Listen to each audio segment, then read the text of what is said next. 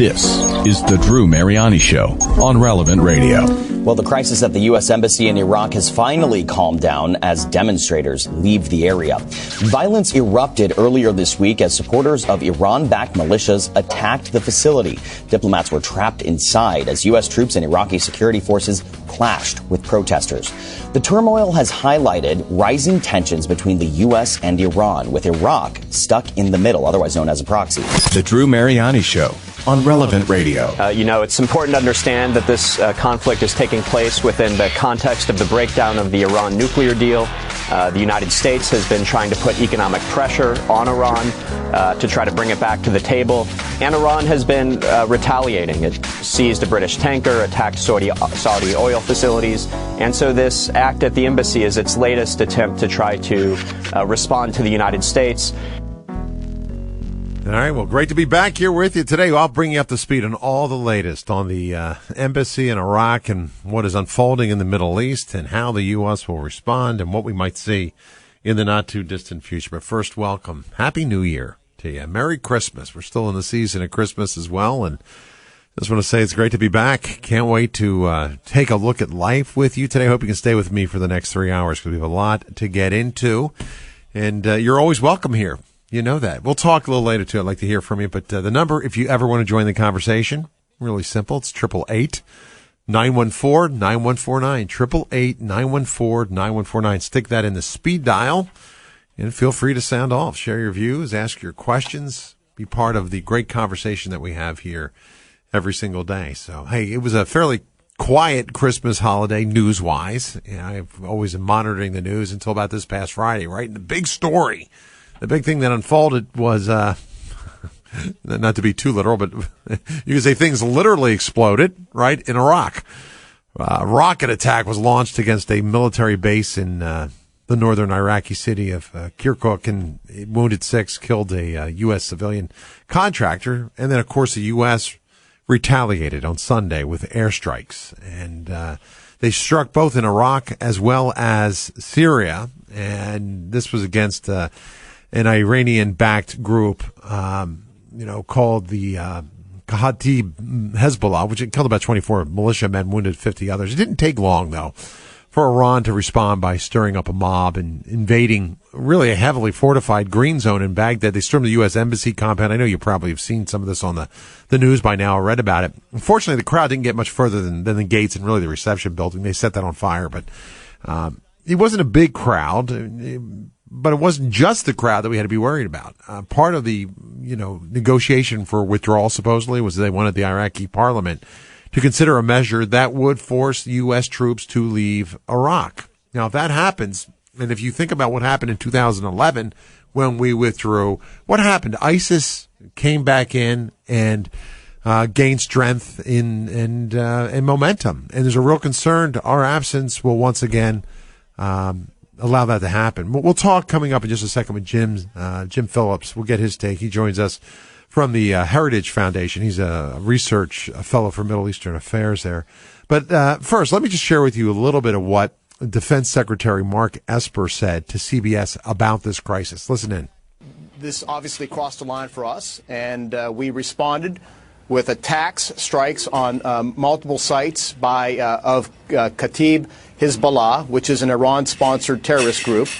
And I think we responded at the direction of the president quite forcefully, and it was a very bold and decisive move, and asserted our right of self-defense and the fact that we will act in order to defend our personnel and our interests in the region. Yeah. Was it the right thing to do, and will this get bigger? That's the big question. Secretary of State Mike Pompeo credited the president for his action. He said this to Fox News. Well, what you saw was Iranian-backed terrorists. Many of them are individuals that have been designated terrorists by the United States and others, coming to the American embassy and posing a risk to American diplomats and personnel inside the embassy. You saw President Trump direct a quick, decisive, prudent response by making sure that we had all the resources necessary to keep our people safe and to secure the compound as well. And as we go into the evening tonight, we're continuing to watch, we're continuing to monitor. As you know, Mike, this is a difficult place, tough terrain, and so we continue to take the situation seriously, and President Trump and our entire team are watching it closely. All right, let's get some insight from an expert. James Phillips joins me, senior fellow, as I said, senior research fellow for Middle Eastern Affairs at the Heritage Foundation. And James, Happy New Year. Thank you for joining me. Welcome back. It's good to talk with you today. Well, thank you. Your take on this? I mean, was our retaliation, was our response to the Hezbollah launch, their rocket attack, was it proportionate? Were we justified? Was it prudent? And what do you think is going to come from it? Yes, I think the 5 reprisal strikes were proportionate and necessary to reestablish deterrence, because U.S. officials have said that in the last 2 months there have been 11 rocket attacks on Iraqi military bases where U.S. troops, mostly advisors and trainers, are located. And it only was December 27th when an American was killed, and that's what precipitated the U.S. reaction. But I think it was definitely an unnecessary policy response to those attacks in order to deter future attacks. Yeah, I saw a report in the New York Times, and they reported earlier in December that basically Iran has been bringing short-range missiles into Iraq. What's the U.S. doing about that? Anything at all? Well, I think the U.S. is putting pressure on the Iraqi government to stop these Iranian moves, but it's very difficult because Iran works through these radical militias that it controls to undermine the sovereignty of the Iraqi government. And I think one of the upshots of this embassy crisis is that the Iraqi government now faces a very important decision of whether it's going to continue to allow Iran to subvert Iraqi sovereignty and allow Iran to turn Iraq into a satellite, or it's going to stand up on its own and join with the U.S. in countering Iran. So how do you think Parliament's going to rule there? You think that this is a hotbed? They'll ask the U.S. to leave, or I'm sure we're intervening right now. Leaving, as I said before you joined, if we learn from history, when there was that vacuum there, ISIS was able to gain both strength and momentum. What do you see happening, and how do you think Parliament's going to decide? Or what do you think that rhetoric's going to be like? Well, in the past, the parliamentary speaker, Mr. Halbasi, who was a Sunni Arab who was opposed to Iranian domination, he has refused to push this legislation forward, and I don't think the Parliament will immediately vote to ask the U.S. troops to leave. But the danger is that I don't think this is a one-off act, and I think these pro-Iranian militias are likely to continue their rocket attacks, and the U.S. is likely to respond again. And over time, that could lead the Iraqi parliament to eventually pull the plug on U.S. troops. So the president toughened his rhetoric towards Iran on Tuesday. I mean, he basically came out and said, hey, you're going to be held fully responsible for this attack by demonstrators on our embassy compound in Baghdad. Will we see retaliation for that as well? And, the president's entering his re-election year. Any chance of escalation of a much wider conflict coming from what we're now seeing, or you think this will quell? I think there is a chance of escalation, and Iran would love to get into a to fight to the last Iraqi against the U.S., just as it has tried to use Hezbollah in Lebanon to fight to the last Lebanese against Israel. And this is likely to continue, and it could lead to future crises. All right, a lot of talk about a proxy war in Iraq, but let's pray for peace. Hey, Jim, thank you. Thank you for your time, for your insight. We'll continue to monitor this and see where it goes. Okay, thank you. Thank you. It's Jim Phillips, Senior Research Fellow for Middle Eastern Affairs at the Heritage Foundation. And I would leave you on that point, too.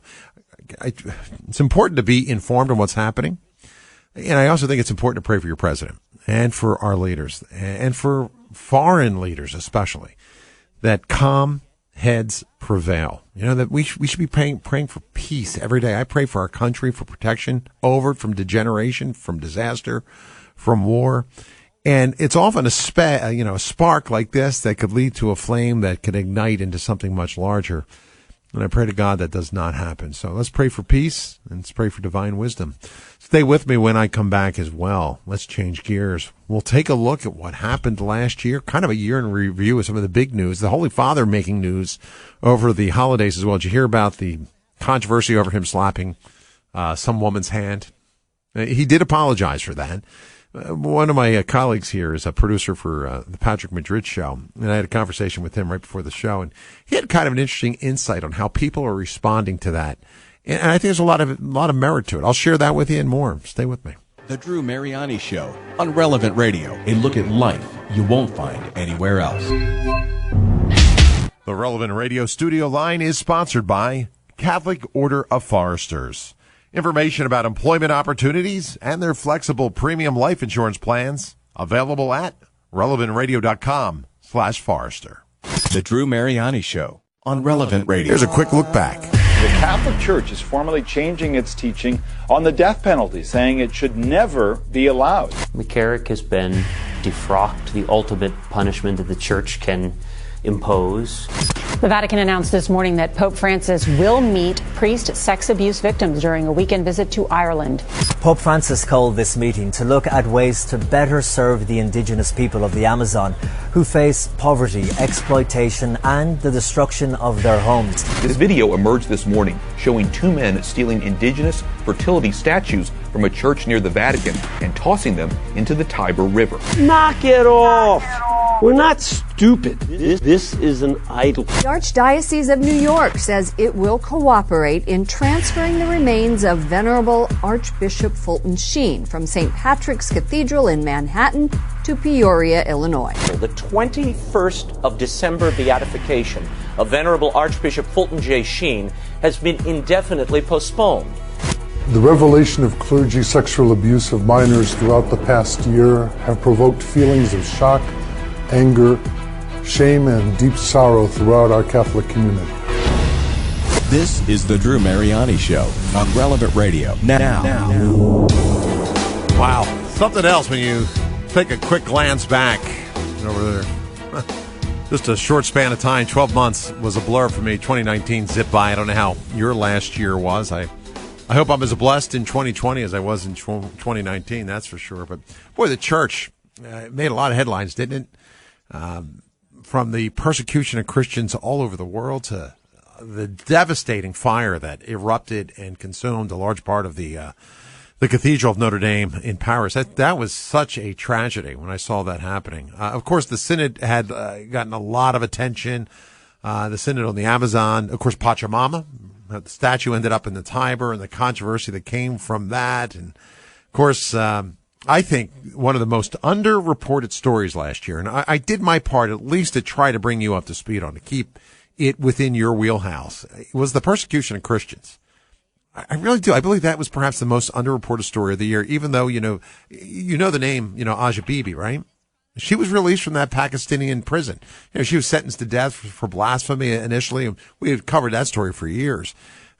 She was released in January, was able to find refuge in Canada in May, and she's just one of the many who are on death row in that country because of their blasphemy laws. But Pakistan's not alone. You've got Nigeria and China and Russia and Sri Lanka and Syria and Iran and a whole bunch more. A lot of other countries all seeing these huge increases in the persecution of Christians, and I don't think it's going to end. And, of course, speaking of the death penalty, the Holy Father made some very significant statements regarding that. We've talked about that. And the Holy Father, he made his trip to World Youth Day in Panama, and gosh, so much going on, right? So much going on. The German bishops held a national synod that, could prove very interesting for the rest of the church. A lot coming up too. We want to get into. I'm joined by Dr. Matthew Bunsen. We'll take a quick look at that, as well as this controversy surrounding the Holy Father slapping a woman's hand. Did you hear about that? If you hadn't, I'll bring you up to speed. But it's good to have Dr. Bunsen with us. He's the executive editor at EWTN News. Of course, the faculty chair at the Catholic Distance University, and a longtime friend of this program. And Doctor, Merry Christmas to you. It's great to have you back. Happy New Year, too. Same to you, and Merry Christmas and Happy New Year to you and all of your listeners. Well, so much. When I heard the retrospective my producer Jake put together, I'm thinking, man, a lot went on in 2019 when you think about it. But this year, this past year was a different one for the church. And I just said, look, I think persecution is one of those underreported stories. And I know there has been reporting. NC Register does a great job there, National Catholic Register, and EWTN, and so many other groups. But I'm just curious as to your take on that as well. How pervasive is it? Is it getting worse around the world in terms of Christians and what they're facing? I don't think there's any question that the persecution of religion, of religious groups, is not, as you made note, not just underreported, it's overlooked, forgotten, and even downplayed. Yep. And if we look at the persecution of religion across the globe, the single, and this has now been scientifically proven, the single most persecuted group in the world is the Christian church. This was documented earlier this year in the release of a report that was commissioned actually by the British government, British Foreign Secretary Jeremy Hunt, and it was a commission that was headed by an Anglican bishop that looked at the situation for Christians and for religious believers around the world. And what it found was that unquestionably, the persecution of Christians has reached what they described as near genocidal levels. 1 in 3 people faces persecution for their religion, and Christianity by far is the most persecuted of all of the faiths. And we're talking literally about hundreds of millions of Christians who face various forms of oppression, legal, social disabilities, persecutions, silencing, and we're seeing increases in anti-Christian hostility in the West, even in places like the United States, Canada, and Western Europe that would have been considered unimaginable just a few decades ago. Yeah. Every year you do you write a piece. I know you did one this year, and people can find it at ncregister.com. On some of the big stories. You did a 2019 review, Top National, World, and Vatican Stories. In your opinion, what was the biggest story of 2019? I think that one is underreported, certainly. For the United States, I think the clergy sexual abuse crisis has been and remains the biggest story of the year, certainly for Catholics. We are seeing globally as well the crisis of the clergy sexual abuse crisis. For the Holy See, I think it's a series of crises. We have the Church's response, successful as it has been in many ways, but nevertheless the ongoing crisis of sexual abuse that Pope Francis has been dealing with. We have ongoing efforts to bring reform to Vatican finances. And then we have Francis himself, in a way, who is the biggest story of the year. With his documents, with his travels, he remains, I think, really the center of so much of Catholic news. I mean, if we look nationally for the average American, I think one of the things that we are seeing is the real struggle for pro-life. Abortion was moving once more solidly into the very heart of American political life, where it needs to be, if we're going to deal with this from a legal and judicial standpoint and legislative standpoint. And then, of course, there's the political division in the country that I think was epitomized so perfectly by the impeachment of Donald Trump, whatever one thinks of the case against him. The decision to impeach him, I think, represents a real political moment in the history of the country.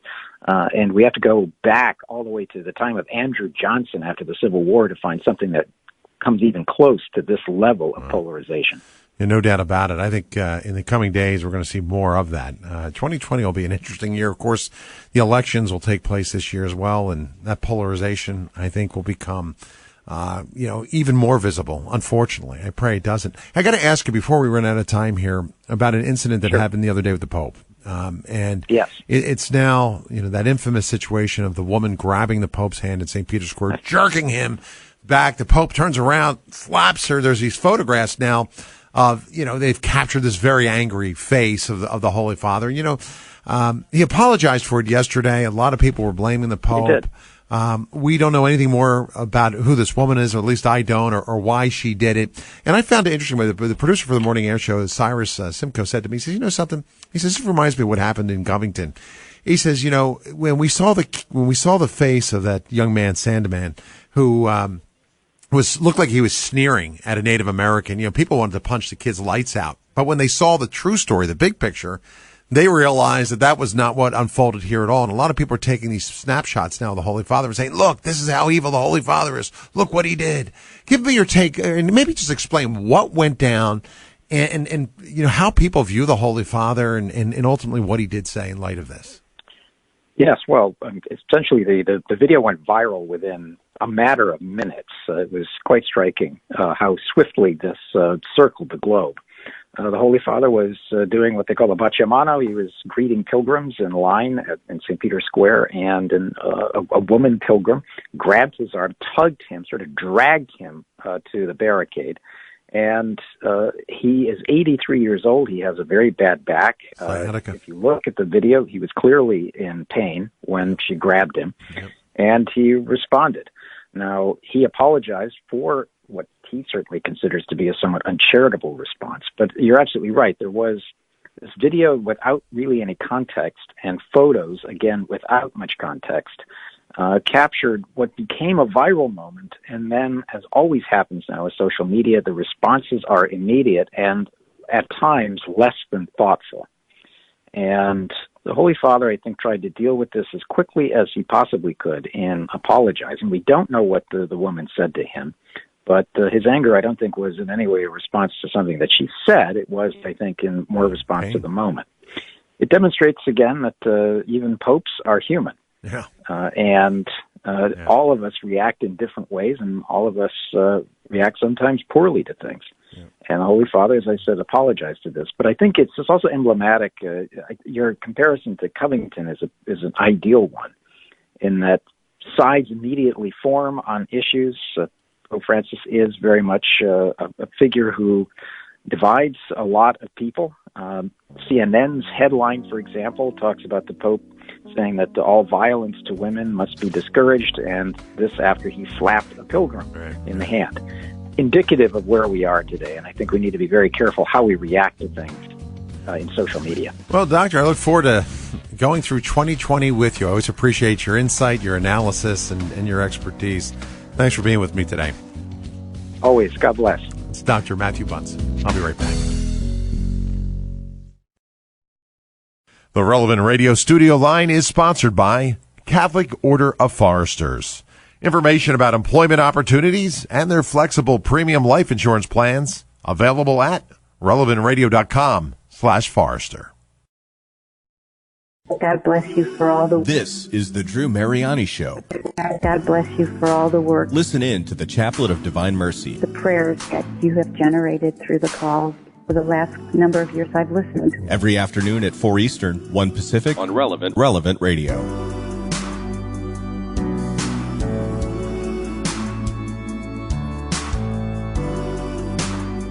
All right, it's great to be here with you. Happy New Year. It's about 26 minutes before the top of the hour. I hope you are doing well. As you just heard, we will pray the chaplet at the top of the hour, the first live chaplet of the new year for you and me. So if you've got a special need, want or desire, you need to pray, you need some prayer, we're here for you. Love to do that for you, so just stay with me. I came across an absolutely fascinating story I have to share with you, okay? This, and look, I have... for the majority of my life, have studied the apparitions of the Mother of God. The fact that she has appeared across the centuries, from the earliest days of the Church to the unprecedented outpouring of appearances in our own day. And we know, you know Fatima, right? You've heard of those apparitions in 1917 of the Blessed Virgin Mary, one of the most famous apparitions perhaps of the past 2,000 years, the signs that accompanied that and the message and what we saw happen in the 20th century and thereafter. Well, friends at the World Apostolate of Fatima wrote an article, and it came across my radar, and they just posted it on their website and social media sites. We'll do the same thing, so we'll link over to it. If you go to @Drew Mariani Show, or if you go to Facebook and you follow us at the Drew Mariani Show, you can get plugged into this. It's a story about a little-known December 31st appearance of our Blessed Mother to Sister Lucia, who was one of the main recipients of those visions. That was 40 years ago. What did the Virgin say? And why now is it really coming to the fore? Why are we looking at this? 40 years ago, if you go back in time just for a moment, the church was just getting started, right? We had that, one of the, I think the most incredible papacies, the 26-year-long papacy of St. John Paul the Great. I'll give him all those titles. He certainly deserves it. He was the Pope of the majority of my life. I grew up with him. He would bring really a certain stability to the church after the tumult that came, after the Second Vatican Council, especially after the Novus Ordo Mass was implemented in 1969. But 10 years after that, 1979, was still a rather difficult time in the church. And it was causing Sister Lucia a lot of darkness in her soul. She struggled. She prayed. And this is a reoccurring theme that I hear over and over and over again. I heard it in, especially today, the need to pray for our priests, our bishops, and our cardinals. That's such an important prayer that you and I should be praying for. She was praying for them. She was, of course, a nun. As a young girl, she saw the Virgin Mary with her two cousins. But what many people don't know is that she continued to have apparitions of the Blessed Mother. She had subsequent apparitions on several occasions throughout the span of her life. And one of those occasions was New Year's Eve, 1979. And she was in her monastery cell. And she was praying, and she said in her diary, "In my soul, everything was darkness and bitterness." But then something happened. And here to share with you that fascinating story, what it meant then, what it means now, and how we should respond, is Dave Carollo. He is a great friend of this broadcast, executive director of the World Apostolate of Fatima, USA, a lifelong Blue Army member, and you can learn more about this great organization. I hope you'll get behind them at bluearmy.com. I really believe their efforts helped to bring down the Iron Curtain and defeat communism, and the Red Army was defeated, I think, by the Blue Army, and I think the message of Fatima is just as evident today. David, Merry Christmas, Happy New Year, and welcome. Thanks, Drew. Same to you. Great to be with you. Great to be with you. New Year.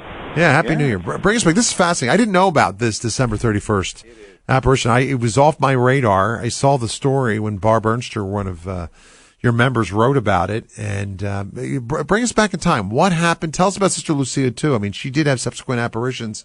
What happened? Well, this was written about in the book A Pathway Under the Gaze of Mary, the book that we co-published with the Sisters of Coimbra, the convent of Coimbra, where she was for 50-some years of the 88 years that she lived after the apparitions. And it's so interesting, and I think it's so appropriate because, Sister Lucia was visited many times by Our Lady during her long lifetime. She saw a glimpse of heaven in 1917 and longed to join her cousins in heaven. And think about that. We have this hope and we have this, but are we as focused on heaven? She saw a glimpse of it. She knew, and she was told, you will be there, okay? Being here for all these years was difficult for Sister Lucia, and Our Lady came to her many times to console her, And from the very beginning, Our Lady had asked them, in 1917, asked the children to pray for the church and pray for the Holy Father. And when for the Holy Father did not just mean the Pope of that day, it meant for the office of the Holy Father. It meant for the papacy. And of course, here we were now, 40 years ago on Tuesday.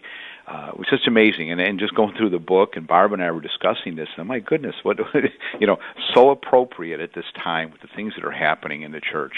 But she prayed so earnestly for the church and its purity, and she saw the things. I think she saw Pope John Paul II now coming in, and she saw a man who was not only going to bring holiness continue, I should say, holiness in the papacy, but what he was going to do was he was going to bring the papacy back into political relevance, and it was important because communism. They had been told about communism before it actually took root, and now she's 40 or how many years later, she's looking at this and praying so hard for the church that had been so hard and so persecuted. And Our Lady appeared to her in her cell when this happened. And after she, as you touched on it, when she said she was praying in her cell and just earnestly with her head down, and then she felt a gentle hand on her shoulder. And Our Lady came to her and said, God has heard your prayer and sent me to tell you that it is necessary to intensify your prayer. He didn't say, don't worry, everything's going to be right. She didn't say that. She said, intensify your prayer and your work for the union of the church, of the bishops with the Holy Father, and of the priests with the bishops to lead the people of God on the paths of truth, faith, hope, and love, united in Christ our Savior. So important because she was telling her, keep praying. There's so much to pray for in this church. And 40 years later, boy, doesn't that ring a bell? Yeah, you're not kidding. It certainly does. It was true 40 years ago. I think it's just as true today, don't you, Dave? I think Absolutely. More than ever. I think we need to, and I know Our Lady said this, Sister Lucia, but we heard this in other places like Akita and other reported apparitions where we need to pray for our priests, our bishops, and our cardinals. And I think, and you see the controversy over the Holy Father. We just heard from Dr. Matthew Bunsen. The church really is in a state of turmoil. And if some have said it's even worse today than it was back when Sister Lucia had this vision. So Our Lady's call to Sister Lucia for the intensification of prayer to work for unity of the church. I think it's something that we need more than ever. And the Blue Army is spearheading a campaign to help bring about that change, aren't they? 2020, the campaign for the church, and we're calling it the campaign for the church. This is not, say, so many prayers in so many days and all of that. That's beautiful. Those kind of things are wonderful. But we're asking people to just double down in the prayers they're doing. Pray the angel prayer, consecration of the Mass, before the Blessed Sacrament. You're giving honor to the Blessed Sacrament when you do that. Prayers of reparation to Jesus in the Eucharist for the way he has offended and neglected. And implore the conversion of sinners. The rosary, pray the rosary. But, don't just pray a rosary if you can. Pray more than, there's 20 decades to the rosary. Nobody says you have to stop at 5, right? So continue on. I think we have to double down. That doesn't mean we still have our lives, but when you get in the cars, instead of turning on a radio, grab the rosary. Pray that pardon prayer that the children were given. My God, I believe, I adore, I hope, and I love thee, and I beg pardon for those who do not believe, do not adore, do not hope, and do not love. See, these are the things we're asking God to take over the church again. We were asking people to commit at least a holy hour every week if they can. 1 hour. Our Lord said in the garden to the apostles, could you not watch 1 hour with me? Think about that. 1 hour. If you can give one holy hour a week, just think of how efficacious that would be. The first Saturday devotion. That's the part of the Fatima message that has not been fulfilled. The reparation on the 5 first Saturdays, or five first Saturdays of the month. Now, of course, don't stop at 5. We ask you to keep going. Double down on the devotion to the Sacred Heart on First Friday. We got First Friday coming tomorrow. These are the Immaculate Heart and the Sacred Heart are integrated. They're integrated into one. Attend Mass as often as you can. I try to go every day. There are days I don't make it, and I feel like I'm hungry to tell you the truth, because the more you receive communion and make reparation to God by that, these are the things that our Lord wants, and the grace for the church and for the country. You were touching on the political situation. And when you look at the political divide in our country, doesn't it have a lot to do with the issues of our time, such as abortion and that? So we're fighting the same battle, be it in a political realm or in the spiritual. Offer up your sufferings, the little things that I'm not very good at offering up. I'll be honest with you, I blow my cork first, and then I realize I was supposed to offer that up. But we are who we are, Drew. And try to overcome these habits of sin. These are all the things that we're asking people just to remember. Nothing new here, but think. It's like the saints. Double down in times of turmoil, as we said in our article. They didn't walk away. We have to be there. We have to carry through. This story about the Holy Father, and I was watching that and reading it. And yes, it does. It's a bad optic. Let's be realistic. Yeah, okay, right. But but the reality is, you pointed it out in your interview before. It's an 83-year-old man. Somebody goes and yanks your arm. Maybe sciatic and a bad back. I'd respond the same way. Tell me about it. Maybe the response wasn't quite right, but who knows? We have to. He's human, exactly. And that's the whole point. The priests, the Pope, the cardinals, the bishops, the priests, they're human beings. And even if they don't live up to something, isn't that maybe more of an indictment of our society and who we are, who have not properly prayed for all of them? Yeah. I think that's really what we have to remember. We're an apostolate of prayer. When you go to our website, bluearmy.com, you're going to find, resources for prayer and how to become certainly a member. That's wonderful. But our membership primarily is prayer and penance. Are you willing to offer your lives in prayer and reparation, which is what Our Lady asked the children and us through the children? It's a simple thing. Dave, and I've had this conversation with you before. I do believe that the Blue Army, this campaign of prayer and penance, First Saturdays, that whole devotion, I really think it helped defeat a great evil of the 20th century. It helped to disengage without any real bloody conflict, without a bullet being fired. The Iron Curtain, it collapsed, and communism as we know it kind of vanished. Not that it's completely gone in the world, but it no longer is that menacing, threat that it once was. And I believe the Blue Army was so key. You often say the Blue Army helped to bring down the Red Army.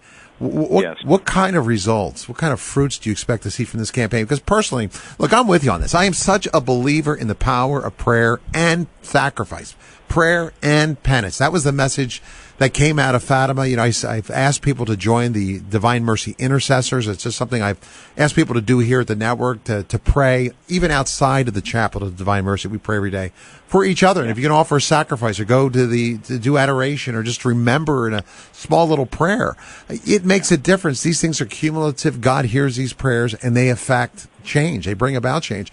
If you have people praying and doing penance and going through the litany of things you just, you voiced, what do you expect to see? What do you hope to achieve from this campaign? I like to look back at what people ask. What was the fruit of the Centennial? We had the beautiful Centennial 2 years ago. And what was the fruit of that? I think the fruit of the Centennial was an opening, an awareness, and it was eye-opening. Look at what happened in 2018 and 2019. It wasn't pretty, but we saw a lot of things that we didn't think we were going to see, okay? I believe that God opens your eyes when you pray like this and in these kind of campaigns, and opens your eyes so that you do something about it. Okay, our founder, our co-founder, Monsignor Colgan, you referred back to the Blue Army and the work and its integral nature in maybe bringing down the communists. But our co-founder, Monsignor Colgan, called for a blue army of prayer to counter the red army of atheistic communism. And atheistic communism is what this was all about, okay? It wasn't asking to bring down an economic system, although that was all part of it, but it was the atheism. It was taking God out of the equation of life. And and when our founder, when our co-founder, John Hafford, worked with Sister Lucia, put together the pledge, we think 20 million people signed that around the world. We're told we don't have exact. Well, I think I just lost Dave Carollo there. Interesting, and this sometimes happens in the middle of a conversation when you are talking about, when you're talking about things that are spiritual, things that bring about change. I always marvel. I don't like to read too much into things. I don't believe, the devil's behind every door and under every rock and around every corner. He certainly is your enemy, and I don't want to diminish that. But I've seen so many times when there are things that he detests, things that he hates, things that he knows will bind him, like the power of the rosary, the power of adoration, the power of penance and sacrifice. He is not happy about those things. So let me just do this for you. And my apologies to Dave Carollo, the president there of the World Apostolate of Fatima. If you go to their website, if you go to go to facebook.com, keyword the Drew Mariani Show, or go to our Twitter page at Drew Mariani Show, you will find a link, and it will bring you to the story of the apparitions of Sister Lucia. These that took place 40 years ago. Not everybody, these are not popularly known. I just really, it came to my attention recently, and I thought, boy, we should talk about this. And there's a campaign of prayer that I think will help bring about change. David, I have a few moments for you. So some final thoughts for you. I was just making a comment when we got disconnected. It's so bizarre when we deal with things that Satan hates, and that affect change. He's the Lord, he's got these, the powers of this world, of course. And I think he does. Have you suddenly vanish as we're talking about, a campaign that will certainly help defeat him. I just find that interesting. But some final thoughts from you, if you could, on the campaign and what you're hoping to achieve, and where we I go think we're from just here. hoping to. it's just we need to support our bishops and priests. Okay, Amen. You know, I mean, everybody has criticisms, and certainly a lot of the criticism is warranted. I'm not trying to put a brush over it here, but the reality is, it all falls back on us. It all falls back. We are an apostolate of prayer, and we are a people of prayer. And we need to bring about holiness in our society, in our families, in our world, all in general, in politics, in the church. It all comes from us. I mean, no matter what the priest in the church, if the people don't accept it, it's not bringing. We're not bringing that holiness. We have to accept it. We have to be as those little simple children of Fatima. And the other simple child of Fatima, Sister Lucia, who remained childlike for 88 years. Yeah. Okay, she may have grown old, but not in her spirituality, and that's the key for all of us to remember that we have to stay holy, and we have to strive for that holiness. Okay, whether we're a child with the simplicity of a child, or we are an elderly person, people who are in their later years, and they've been dragged down by the world. You always have pray. That rosary is the weapon. Padre Pio called it that, and it truly is a weapon, and it will bring about the conversion of this world. I have no doubt about that. I'm with you. And I want to compliment you too personally, because I know you, and I know how tireless you have been. Barb has been. So many who work at the World Apostolate of Fatima. It's hard. And yet you've continued to promote the message of prayer and penance and everything Our Lady has asked us for, because this is not an apparition that has lost relevance with time. I think as the world has become more divided and Satan has become more aggressive, we need to respond to Our Lady's universal call, her eternal call in some respects, with even greater passion. One other interesting thing, everyone's familiar with the series of visions that took place in 1917. Some people don't know that Sister Lucia, she died she was old. She was, in her 90s when she passed away, right? Am I correct? She was in her 90s. And Our Lady said to her, you're going to be I'm sorry, go ahead. No, go ahead. Our Lady said what? Our Lady said you're going to be here a while longer. Well, that was a long time, a while, 80-some years. It makes you think of eternity, doesn't it? Yeah, I was going to say, from the perspective of eternity, what's 90 years amongst friends, right? Exactly. But she had subsequent apparitions after that, right? She had a couple of visions. She did. That's amazing. I believe she had many. Some that were spoken about, like the first Saturdays, like the in 1925, 1929. Of course, when she received the first Saturday in Pontevedra in Tui, Spain.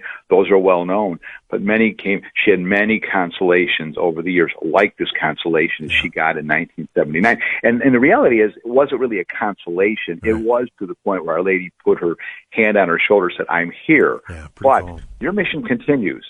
She was an old lady by then. Yeah. Your mission continues, okay? And that's really what it's all about. Our mission will continue, because just like cutting off our telephone call a moment or two ago, the devil is going to, until the last person breathes their last breath on earth, he's going to fight for the ruin of souls, okay? Yeah. And our job, until we're done, is to fight against that. And that's simply what we're supposed to do. Well, Dave, thanks. Thanks for what you're doing. If people want more info, what's the best website to connect to you? BlueArmy.com is the best. There's many resources on there. It'll get you all around on our shrine events here in New Jersey, on our statue tours throughout the country, our pilgrimages, everything we're doing. It's all in there. Hope it's well navigated, and just please join us. Get in there, sign that pledge. That pledge that goes back to 1947, developed with our founder and Sister Lucia. Yeah. Sign that pledge. Get on there. Pray to offer your life in reparation for sin. And believe me, the things will everything be solved in your life afterwards? No, it won't be. But what will happen is that you will understand the things that the prayers that are answered the way you want, and sometimes why they're not answered the way you want. Well, David, thanks. Hey, prayer removes mountains. Have a Merry Christmas, okay? Enjoy the rest of the season. I will, because this is the beginning of the Christmas season. We will, Drew. You got it. God bless you, too. David Carollo, he's as I said, one of the great leaders there at the World Apostolate of Fatima. He's been for years now, trying to champion the great message of our Blessed Mother, and I'm always grateful to him. He's executive director there. And check him out. BlueArmy.com is the best way to connect. A pretty interesting story, though, how Our Lady, Sister Lucia's head is down in prayer. And imagine feeling the Blessed Mother tap you, touch your shoulder. You turn your head, and there she is. What an experience. Hey, I want to bring you up to speed on one final thing here, and then we'll pray the Chaplet of Divine Mercy coming up. Every year around this time, Jake is normally not with me. He normally goes to the Fellowship of Catholic University Students. They're based in Denver. They hold a student leadership summit. This year it's actually in Phoenix, and Relevant Radio's Kaylin Green is there. We'll talk to her in a quick second. But Jake, you didn't go this year, did you? I was surprised. Yeah, so the conferences, like you said, normally around the Midwest. So the fact that it was in Phoenix this year just didn't work out travel-wise, and of course it happened around New Year's Eve. Yep. So wasn't able to make it out, but really happy that Kaylin from the Patrick Madrid show was able to represent Relevant Radio along with Beth Groshek. Yeah. So, just a wonderful conference. And I don't know, Kaylin will be able to talk about this. I don't know how many students have been there this year, but I know that years that I've been there, it's been between like 15,000 and 17,000. That's where we first met. For the Seek conferences. Yeah, I met you, Drew, and that's initially how I got connected to Relevant Radio. So Focus has had a great effect on my life. It's really reminded me that, there are college students on fire for the faith. In fact, Kaylin is joining us right now. She is there in Phoenix, and I want to thank her for taking time to stop by as well. Kaylin, thank you for joining us. Happy New Year to you. Merry Christmas. Hi, Drew, and hi, Jake. Good to talk to you guys. It's good to have you here with us. Hey, first of all, give me the lowdown. What's happening there? How many people showed up? When I first went, and I met Jake many, many years ago, the network sent me on location to do a live remote, and I was so taken back when I went to Mass, and I think there was probably 10,000 students there at that particular Focus conference, and it gave me great hope for the future. What's going on this year in Phoenix? How many people are showing up? Give us an update. Yes. So it's interesting because, like Jake mentioned, at the Seek conferences, there were like between 15 and 18,000 students typically. But I had a couple students come up to our Relevant Radio booth that said this was their third and their fifth times. There were two girls, third and fifth times attending the Focus conferences, but that SLS is a little bit smaller because it is more leadership based. So it's really the students that come back that are really serious about making disciples and evangelizing. So right now, the number they're estimating is about 8,000 to 10,000 people. Wow. That's awesome, though. I mean, it's inspiring to see that many college students on fire for the faith. It gave me hope for the future, and I know it'll give others the same thing. Relevant Radio is new to a lot of people, or do some of the students there already know about us? Yeah, there's been a handful that haven't heard of us. There's been a handful of students that come up and say, "Oh, my mom has you on all the time." And then there has been a handful of students that do listen on their own, and